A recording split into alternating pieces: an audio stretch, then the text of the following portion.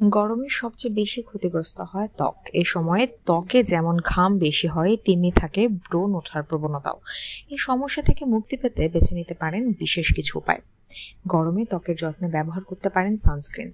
শুধু গরমকাল বলে নয়, সানস্ক্রিন সারা বছরই ব্যবহার করা উচিত। তবে গরমকালে ত্বকের যত্নে সানস্ক্রিন মাখার দিকে বেশি নজর দেওয়া জরুরি।